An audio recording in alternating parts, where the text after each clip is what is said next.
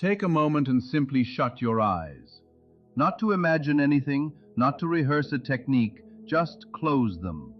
Let your breathing slow down the way it would if you truly had nowhere else to be. Notice your body settling into the chair beneath you. Notice the plain, ordinary miracle of inhaling and exhaling happening on its own, asking nothing of you. You aren't commanding your lungs to work.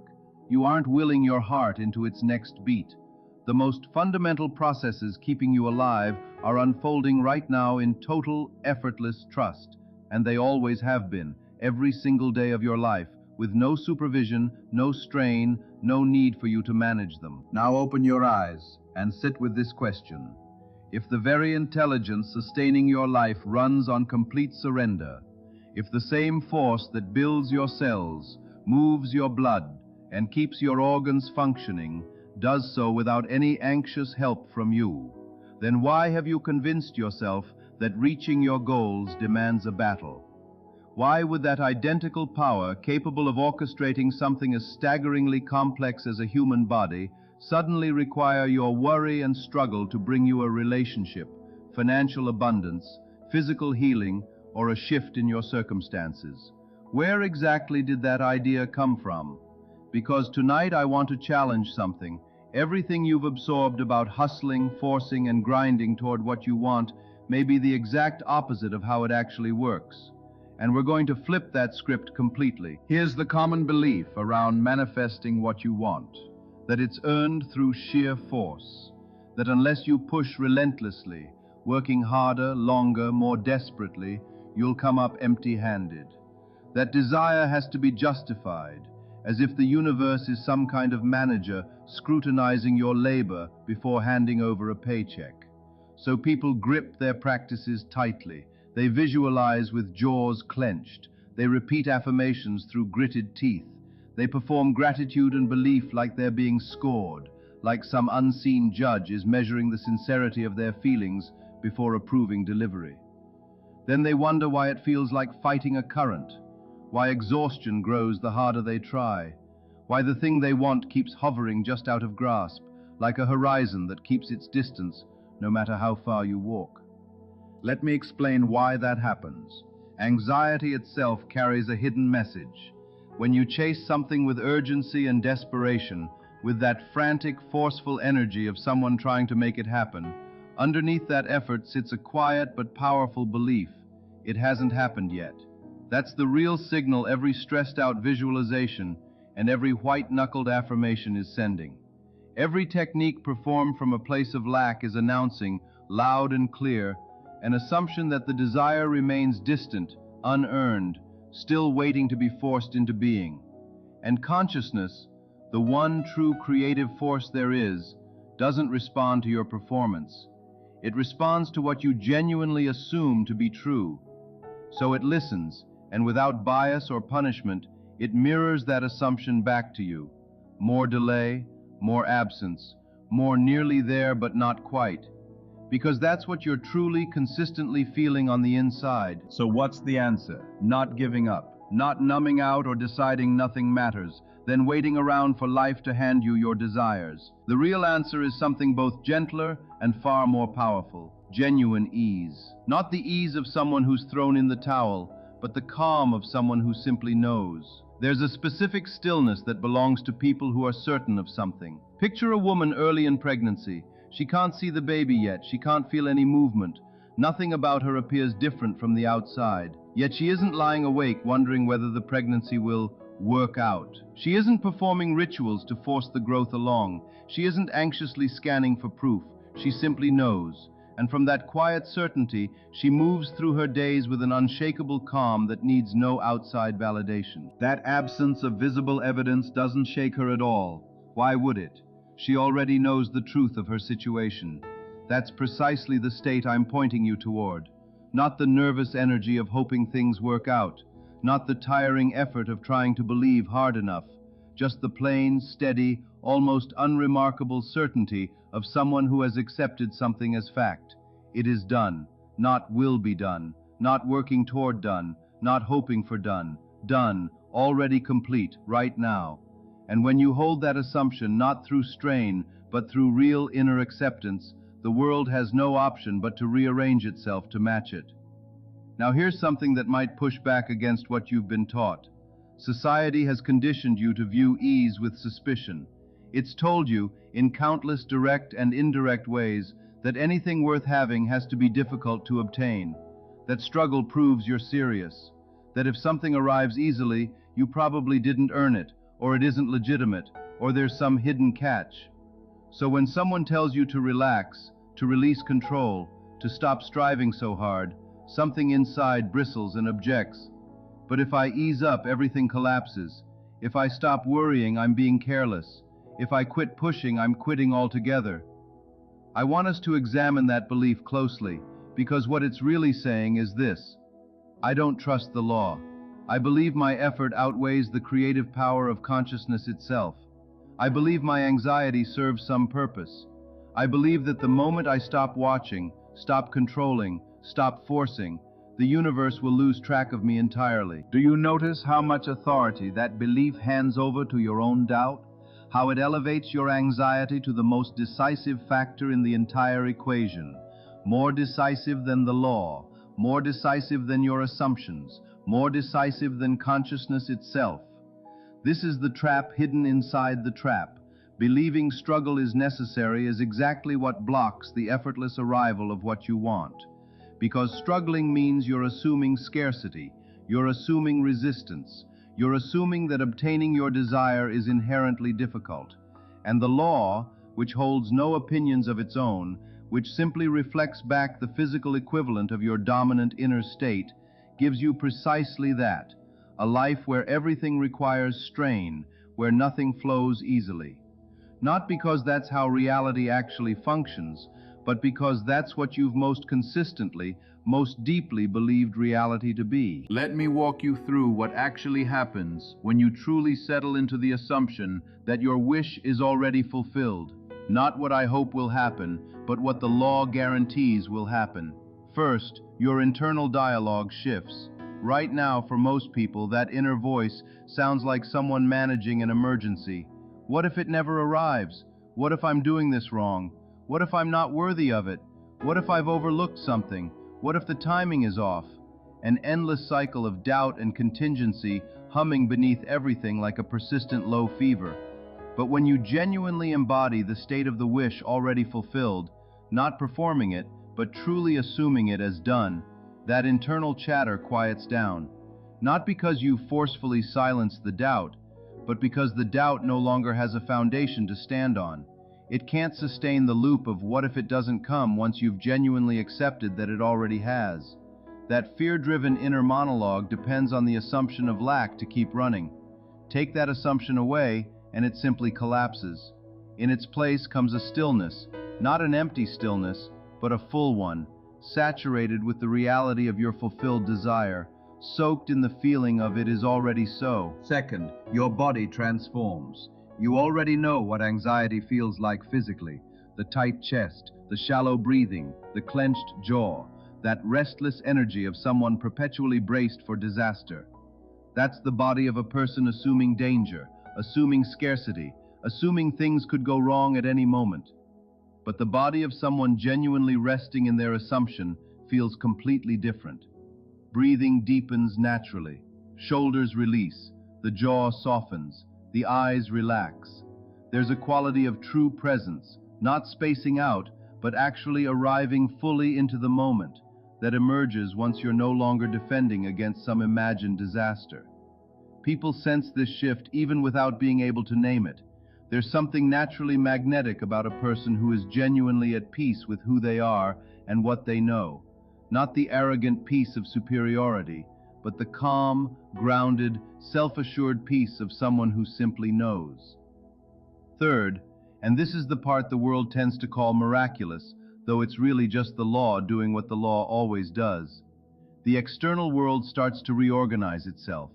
Not instantly, not always in obvious ways, but with a precision and elegance that, once you witness it firsthand, changes you permanently. The chain of events begins forming on its own.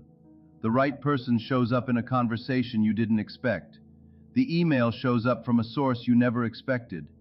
The answer reveals itself in a quiet moment, rather than during any moment of forcing.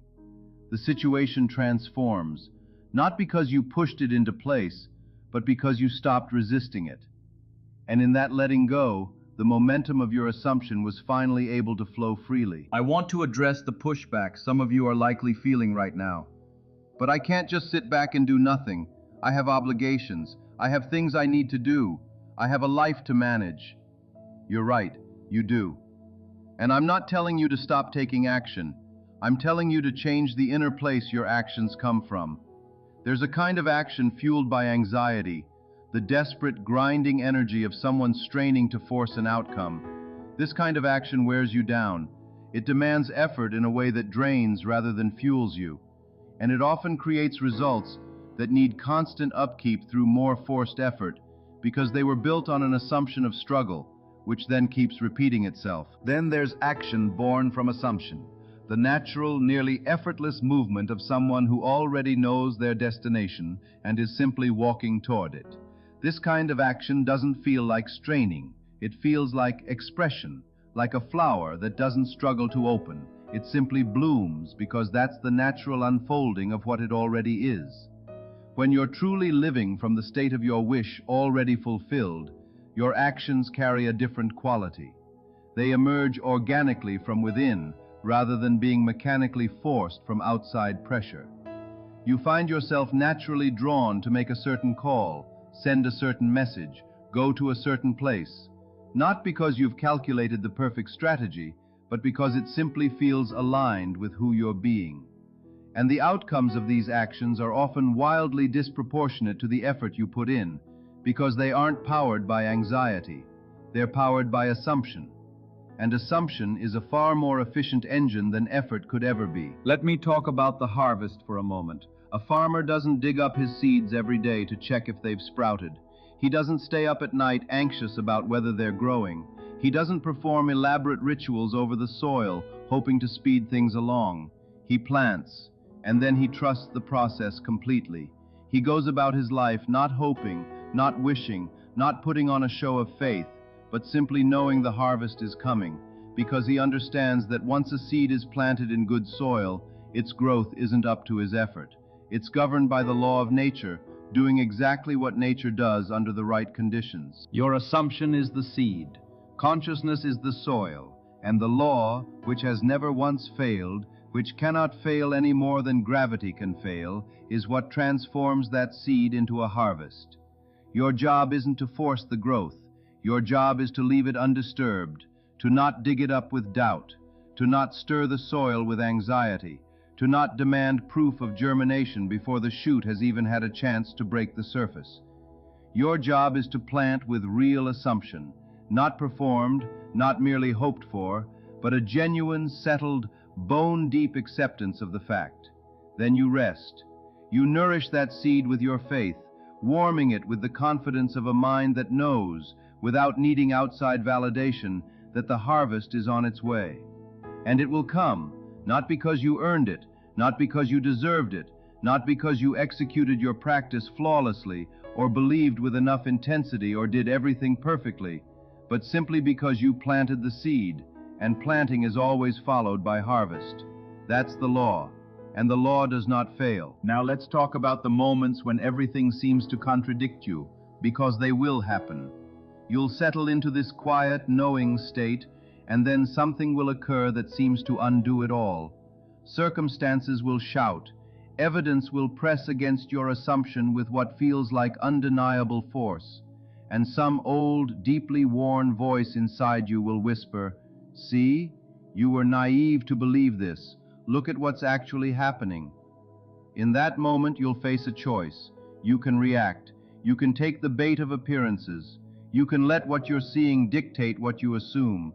You can abandon your state entirely and slide back into the anxious striving that at least feels like you're doing something. Or, and this is far harder, far more powerful, you can hold your ground. You can look at what seems like contrary evidence and quietly, privately, with the calm certainty of someone who understands how the law truly operates, say, "This is old information. This is just the echo of a previous state. This is not the active creative force shaping my life right now. I see it, I acknowledge it, and I choose not to let it define my assumption. And then you gently return to the stillness, to the knowing, to the acceptance of the wish already fulfilled, not in a rush. The return itself should feel calm, like refocusing your eyes after they've drifted. Oh, I wandered off. Here's the state. I'm back. And you settle in again. Meanwhile, the law, which never paused its work even for a second, keeps doing what it does. Every time you choose to remain in that state instead of reacting to appearances, something significant happens. You prove to your own consciousness that your inner knowing matters more to you than your outer circumstances. And consciousness, registering that choice, deepens the assumption further. It becomes more woven into you, more automatic, more truly yours. Until one day, and this day arrives if you stay faithful, the appearances simply lose their grip on you. Not because you've grown numb, but because your inner knowing has become so steady, so settled, so completely home to you that outside noise can no longer reach the place where you actually live. That's what mastery looks like. Not the triumphant display of someone who's defeated their doubts, but the quiet, unhurried calm of someone who has simply outgrown the need for outside proof. There's a word I want to leave you with: Sabbath. In its oldest, deepest sense, Sabbath isn't a day on the calendar. It's a state of consciousness, the sacred rest that follows completion, the stillness of the seventh day once the work of creation was finished. When the Creator rested in the completed reality of what had been made and called it good, that rest wasn't because there was nothing left to do. It was because the inner work was already complete. The assumption had been formed, the seed had been planted, the inner reality had been established, and then rest. This is your invitation tonight, to step into your own Sabbath, to look at your desire, your fulfilled state, the reality you've claimed within consciousness, and say, "It is done, it is finished, it is good." And to rest there, not checking, not monitoring, not strategizing, not forcing, not performing, simply resting in the knowledge that it's already complete. This isn't the rest of someone who's given up. It's the rest of someone who has accomplished the only thing that ever truly needed doing: the inner shift, the acceptance of the outcome, the assumption held with real, settled, peaceful conviction that the desire already exists in consciousness, and that consciousness is the only reality that matters. Everything else is simply the physical world catching up to what's already true within. So here's something practical to take with you tonight. Not a technique, but a question. How would I feel if I knew beyond any doubt that what I want is already accomplished? Not how you'd feel seeing proof, not how you'll feel once it shows up.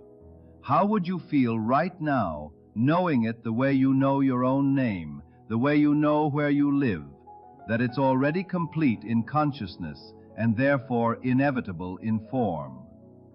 Sit with that question, not to find a clever answer, but to locate the feeling itself, the actual felt experience of that knowing in your body, your breath, the quality of your inner quiet. And then, this is everything, become that. Don't perform it.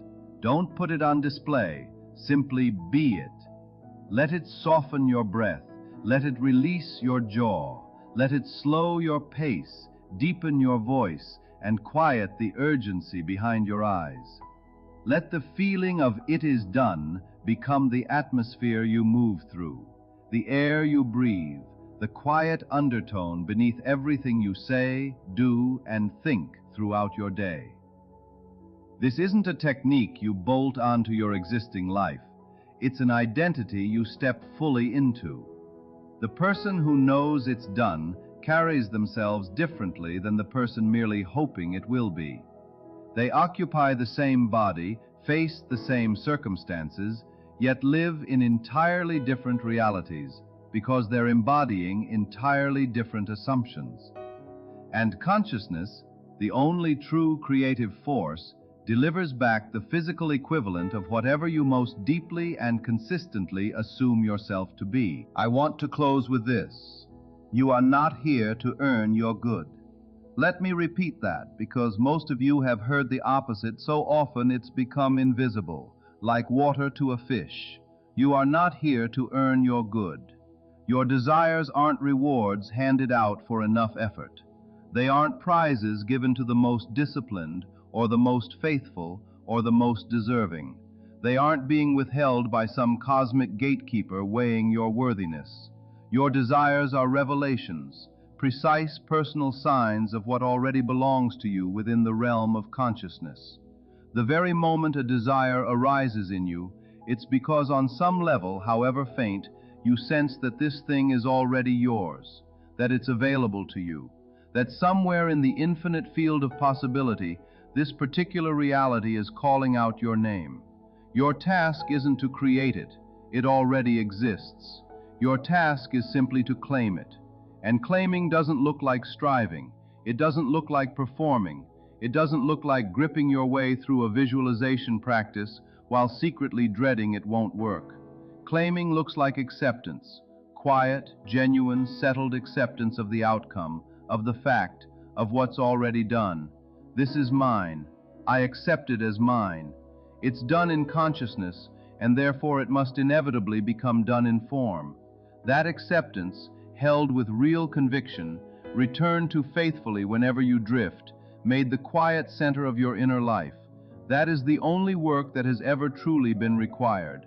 Every technique, every method, every practice has only ever been a path toward this stillness, this knowing, this rest. So breathe. Let your shoulders drop, softening with every exhale, releasing the tension you didn't even realize you were carrying. Let your jaw release, your face soften, your whole body remember what it feels like to simply be, without agenda, without urgency, without the constant low hum of effort. Let go of the need to force something into being, the need to track its progress like a package you're anxiously refreshing, the need to perform your faith flawlessly enough that the universe finally deems you worthy. That performance was never required. It was never even possible, because worthiness was never a test you had to pass. You already are worthy. You always have been, from the very first moment your consciousness stirred into being. Not because of what you've achieved, not because of what you've proven, not because you've finally gotten the manifestation formula exactly right, but simply because you exist, and existence itself is the proof. There is nothing to earn here. There is nothing to unlock. The door was never locked. You have simply been standing in front of it, hand raised to knock, when all along it was already open, waiting for you to walk through. So let this be the moment you stop knocking. Let this be the moment you stop asking permission to receive what has already been given. Feel that shift in your chest, that quiet, settling exhale that comes when you finally stop bracing for a no. That is what surrender feels like. Not defeat, not giving up, just arriving. Arriving in the truth that you were never separate from your good, only convinced that you were. The desire in your heart isn't a wish, it's a promise. It was placed there before you knew how to name it, before you had language for longing, before you understood that desire itself is evidence, not evidence of lack, but evidence of what's already yours in seed form, waiting for your attention to help it unfold. A promise doesn't need to be chased. It doesn't need to be monitored, questioned, or proven worthy of keeping. A promise simply needs to be trusted. And the only thing standing between you and that promise being fulfilled is your willingness to stop fighting your way there, and instead simply open your hands and receive. Not grasp, not grip, not white-knuckle your way toward an outcome, as if it might slip away the second you look away from it. Just open. Open palms, open heart, open awareness, soft and unclenched, the way a child holds something they've never once doubted belongs to them. This is the posture of receiving. This is what it looks like to stop pushing the river and instead let yourself be carried by it, trusting that it already knows the way to the sea. There is nothing left for you to force. There is nothing left for you to prove. It is done. Rest in that.